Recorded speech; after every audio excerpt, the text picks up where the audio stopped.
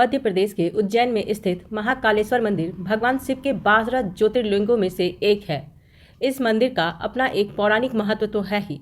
मान्यता यह भी है कि यहाँ पर भगवान शिव ने दूषण नाम के राक्षस का वध भी किया था और फिर भक्तों के आग्रह पर महादेव यहीं पर रह गए। यह मंदिर भारत के मध्य में पवित्र शिप्रा नदी के तट पर बसा हुआ स्थान है। यह उज्जैन स्थान महाकाल मंदिर के चलते ही काफ़ी प्रसिद्ध है। महाकाल मंदिर में दर्शन करने के लिए देश विदेश से काफ़ी लोग आते हैं। यहाँ सुबह सवेरे 4 बजे भस्म आरती होती है। ऐसी मान्यता है कि जो भक्त उज्जैन में महाकाल का दर्शन करने से पहले काल भैरव का दर्शन करते हैं, उनके सभी पाप मिट जाते हैं और सभी प्रकार की मनोकामनाएं भी पूर्ण होती हैं। महादेव का महाकाल मंदिर अपने आप में ही एक अनोखा मंदिर है। महाकाल मंदिर को अनोखा मंदिर क्यों कहा जाता है, आइए जानते हैं। महाकालेश्वर की मूर्ति दक्षिण मुखी होने के कारण दक्षिणा मूर्ति मानी जाती है और यही कारण है कि तंत्र साधना के हिसाब से यह काफ़ी अहम मानी जाती है, क्योंकि तंत्र साधना के लिए दक्षिण मुखी होना अति आवश्यक माना जाता है। महाकाल की नगरी उज्जैन में न ही केवल महाकाल विराजते हैं, साथ ही ऐसे कई मंदिर भी हैं जो न केवल चमत्कारी हैं बल्कि पौराणिक गाथाओं में भी उनका वर्णन मिलता है। पुराने शहर के नयापुरा क्षेत्र में देवी के रूप में 64 योगिनी का अनोखा मंदिर है। यह मंदिर एक प्रसिद्ध प्राचीन तांत्रिक मंदिर है। ऐसा इसलिए कहा जाता है क्योंकि इसे तंत्र साधना और पूजा के लिए प्रमुख स्थान माना जाता है और इस मंदिर को तांत्रिक विश्वविद्यालय भी कहा जाता है। इस मंदिर में तांत्रिक अनुष्ठान करके तांत्रिक सिद्धियां आसानी से प्राप्त की जा सकती है। यहाँ पर माता का पिंड 64 देवियों के रूप में विराजमान है, जिनके अलग अलग नाम और मान्यता हैं। महाकालेश्वर ज्योतिर्लिंग प्रकाश के रूप में निवास करता है। लिंगम को स्वयंभू के रूप में भी जानते हैं, जिसका अर्थ है कि इस पृथ्वी पर कण कण में महादेव का निवास स्थान है।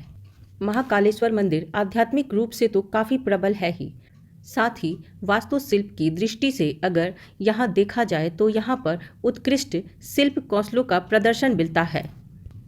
अलंकृत नक्काशी से सुसज्जित विशाल शिखर महाकालेश्वर मंदिर उज्जैन की एक प्रमुख विशेषता भी मानी जा सकती है। मंदिर का प्रवेश द्वार, जिसे महाकाल दरवाजा के नाम से जाना जाता है, कला का एक शानदार और प्रमुख उदाहरण के रूप में माना जा सकता है। उज्जैन को एक नहीं बल्कि 3 महाकाल का नगरी स्थापित माना जाता है। महाकाल की नगरी उज्जैन को 3.5 काल का निवास स्थल माना जाता है।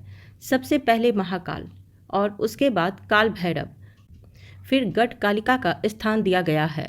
इसके साथ ही महाकालेश्वर ज्योतिर्लिंग के भी यहाँ 3 भाग हैं, जिसमें निचले खंड में महाकालेश्वर, मध्यम खंड में ओंकारेश्वर और ऊपरी खंड में नागचंदेश्वर मंदिर है।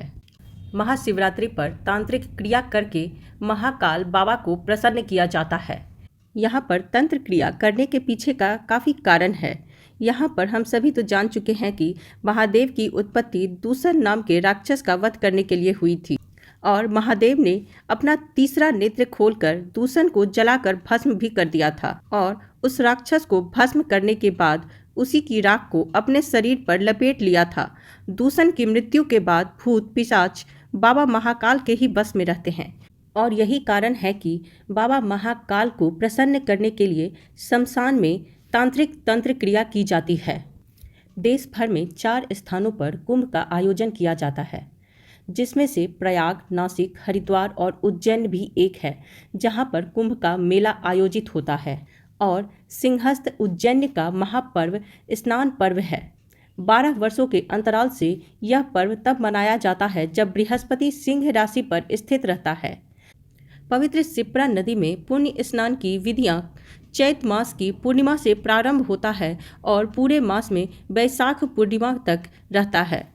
ये तो हो गई उज्जैन में लगने वाली कुंभ मेला के बारे में। अब जानते हैं कि महादेव की भस्म आरती किस तरह से की जाती है।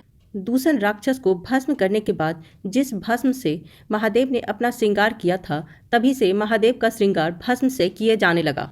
बरसों पहले महाकाल की आरती के लिए शमशान से भस्म लाने की परंपरा थी, लेकिन पिछले कुछ सालों में अब कपिला गाय के गोबर से बने कंडे, समी, पीपल, पलाश, बर, अमलतास और बैर की लकड़ियों को जला करके तैयार किए गए भस्म का इस्तेमाल महादेव की भस्म आरती में किया जाता है।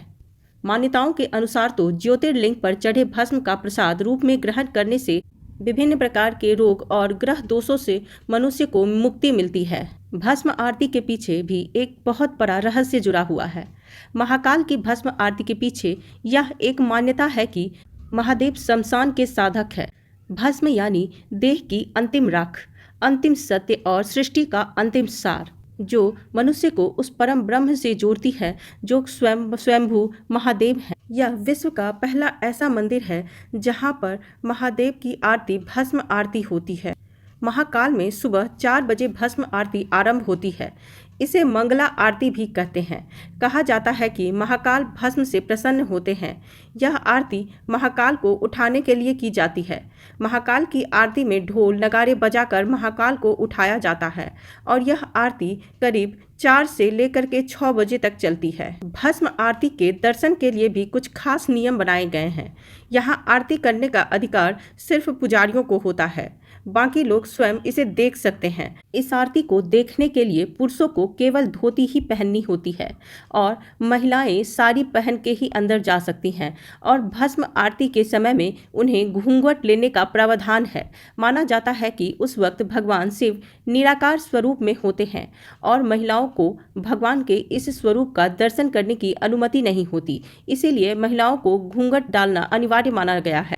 महाकाल की भस्म आरती में शामिल होने से सभी प्रकार के दुख दर्द तो दूर होते ही हैं, साथ ही मनुष्य को मोक्ष की भी प्राप्ति होती है।